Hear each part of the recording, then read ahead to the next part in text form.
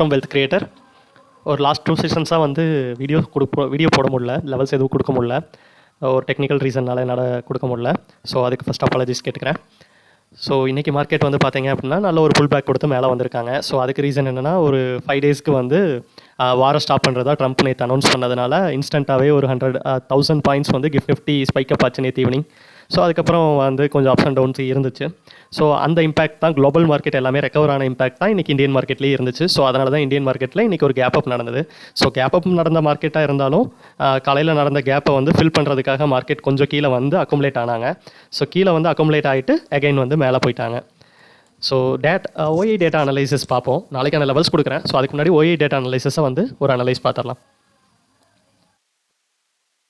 So ஓஐ data பார்த்தீங்க அப்படின்னா மார்க்கெட்டில் வந்து இன்றைக்கி வந்து 22,900 புட் செல்லிங் இருந்துச்சு. ஸோ புட் செல்லிங் வந்து எந்த இடத்துல அதிகமாக இருக்கோ அதுக்கு ஆப்போசிட்டாக வந்து மார்க்கெட் போகும். அப்போ 22,900 22,850 22,800 எல்லாமே வந்து பார்த்தீங்கன்னா, ஸோ இன்றைக்கோட டேட்டா பார்த்தீங்கன்னா இவங்கெல்லாம் தான் இன்க்ரீஸ் ஆகிருக்காங்க. ஸோ இன்க்ரீஸ் ஆகுறாங்க அப்படின்னா அந்த இடத்துல பர்டிகுலராக பார்த்தீங்க அப்படின்னா எந்த புட்டை வந்து செல் பண்ணுறாங்களோ அதுக்கு ஆப்போசிட்டில் மார்க்கெட் வந்து மூவ் ஆகும். இது வந்து இன்றைக்கி எக்ஸ்பீரியில் வந்து நடந்தது. நான் நெக்ஸ்ட் எக்ஸ்பீரியோடதும் செக் பண்ணிடலாம். இது 30th மார்ச் எக்ஸ்பீரியோடது செக் பண்ணுறேன். ஸோ அதில் பார்த்தீங்கன்னா 23,000 கால் புட் ரெண்டுமே ஈக்குவலாக வந்து செல் ஆஃப் பண்ணி வச்சுருக்காங்க. ஸோ இந்த மாதிரி இருந்துச்சு அப்படின்னா மார்க்கெட் வந்து வாலடைல் ஆக போகுதுன்னு அர்த்தம். ஸோ எந்தெந்த இடத்துல எல்லாம் ஈக்குவலாக செல் பண்ணியிருக்காங்களோ அந்த இடத்துல வந்து வாலடைல் மார்க்கெட். ஸோ இதில் ஈக்குவலாக பையர்ஸும் இருக்காங்க, செல்லர்ஸும் இருக்காங்க. ஸோ அப்போ வந்து மார்க்கெட் வாலடைல் ஆக போகுதுன்னு அர்த்தம். ஸோ நாளைக்கும் மார்க்கெட்டில் வந்து கொஞ்சம் வைல்ட் மூவாக தான் இருக்கும். ஸோ அப்ஸ் அண்ட் டவுன்ஸ் வந்து கொஞ்சம் பெருசாக தான் இருக்கும். பாயிண்ட்ஸ் எல்லாமே அதிகமாக தான் இருக்கும். பர்டிகுலராக 23,000 வந்து மார்க்கெட் வந்து கிராஸ் ஆகிறதுக்கு கொஞ்சம் கஷ்டப்படும். அந்த இடத்த கிராஸ் ஆகி மேலே போகுது அப்படின்னா அதுக்கப்புறம் தான் மார்க்கெட்டோட இந்த ஓஇ டேட்டாவே மாறும். ஸோ அதுக்கப்புறம் தான் மார்க்கெட் வந்து எந்த டைரெக்ஷனில் மூவ் ஆகுதோ அதுக்கு ஆப்போசிட்டில் இருக்கிற ஸ்ட்ரைக்ஸை வந்து செல் பண்ண ஆரம்பிப்பாங்க.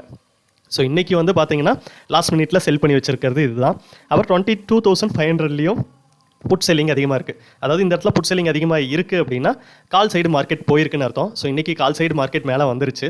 ஸோ அதே மாதிரி ஒரு ரெசிஸ்டன்ஸாக 23,000 வந்து இப்போ கால் செல்லிங்கும் இருக்குது, புட் செல்லிங்கும் இருக்குது. ஸோ அப்போ மார்க்கெட் வந்து இந்த இடத்த வந்து கிராஸ் பண்ணி மறுபடியும் மேலே வரணும்னா இதில் ஏதோ ஒரு சைடில் வந்து வாலடைல் கொஞ்சம் கம்மியாகணும். ஓஏ டேட்டா இப்படி தான் இருக்குது. நாளைக்கான லெவல்ஸும் கொடுக்குறேன், நோட் பண்ணிக்கோங்க. ஃபஸ்ட்டு சப்போர்ட் 22,849 இருக்குது.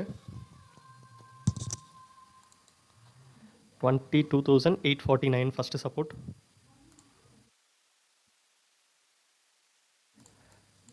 இந்த சப்போர்ட்டை சப்போஸ் கிராஸ் ஆச்சு மார்க்கெட் கீழே வந்துச்சு அப்படின்னா செகண்ட் சப்போர்ட் 22,756 இருக்குது.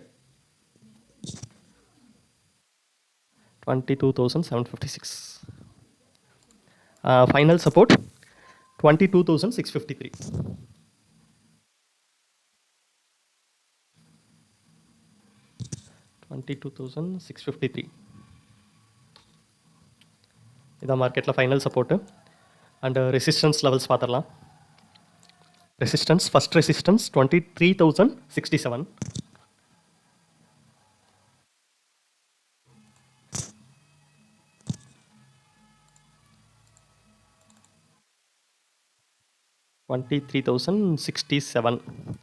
ஸோ இது ஃபஸ்ட் ரெசிஸ்டன்ஸ்.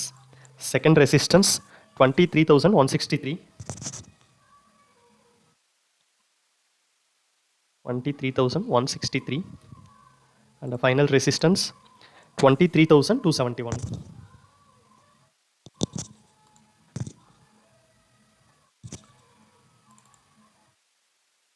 23,271.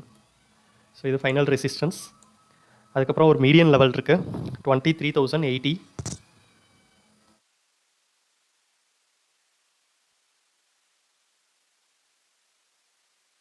23,080. ஸோ இது கொஞ்சம் இம்பார்ட்டண்ட்டான லெவலு. ஸோ இந்த லெவல் ஏன் பர்டிகுலராக சொல்கிறேன் அப்படின்னா இந்த மீடியன் வந்து ஒரு ஸ்ட்ராங் ரெசிஸ்டன்ஸாக இப்போ ஆக்ட் ஆகிட்டு இருக்கு. சப்போஸ் மார்க்கெட் வந்து இந்த லெவலில் இந்த 23,080ங்கிற லெவலை வந்து கிராஸ் ஆகி மேலே வந்து அப்சைட் மூவ்மெண்ட் வந்துச்சு அப்படின்னா இங்கே சஸ்டெயின் ஆகணும். ஆக்சுவலாக மார்க்கெட்டு இங்கே சப்போஸ் சஸ்டெயின் ஆச்சு அப்படின்னா எகைன் மார்க்கெட் வந்து 23,600 வரையும் போகும். ஸோ இங்கே சஸ்டெயின் ஆகலை அப்படின்னா எகைன் வந்து இந்த ரெசிஸ்டன்ஸில் திரும்புறதுக்கும் வாய்ப்பு இருக்குது. ஸோ இதுதான் ஸ்ட்ராங் மீடியனாக ஆக்ட் ஆகும். ஸோ இந்த 1067 வந்து ஆக்சுவலாக வந்து ப்ரீவியஸாக ஒரு டைம் வந்து மார்க்கெட் வந்து அங்கே ஒரு சப்போர்ட் அங்கே வந்து க்ளோஸ் ஆச்சு. ஸோ அது வந்து ப்ரீவியஸ் மார்க்கெட் ஒரு மார்க்கெட்டோட லோ. ஸோ அதனால தான் அதை ஒரு ரெசிஸ்டன்ஸாக கொடுத்துருக்கேன். இன்றைக்கும் மார்க்கெட் அதுக்கு நியராக போயிட்டு தான் ரிட்டர்ன் ஆச்சு. அகைன் மார்க்கெட் வந்து இந்த லெவலை தாங்கி இந்த லெவலை கிராஸ் ஆகி சஸ்டெயின் ஆகணும். இந்த லெவலை கிராஸ் ஆகி மேலே நின்றுச்சு அப்படின்னா அகைன் வந்து மார்க்கெட் வந்து கொஞ்சம் அப்சைட் மூவ்மெண்ட் கொடுக்கும். ஸோ அப்சைட் மூவ்மெண்ட் வந்து இந்த ஒரு 5 டேஸ்க்குள்ளே கொடுக்கணும். ஸோ அதனால் இது ஒரு மிட் பாயிண்ட்டாக ஆக்ட் ஆகும் நல்லா. ஸோ இந்த லெவல்ஸ் எல்லாம் நோட் பண்ணிக்கோங்க. ஏதாவது டவுட்ஸ் இருந்ததுன்னா கமெண்ட் பண்ணுங்கள். தேங்க்யூ.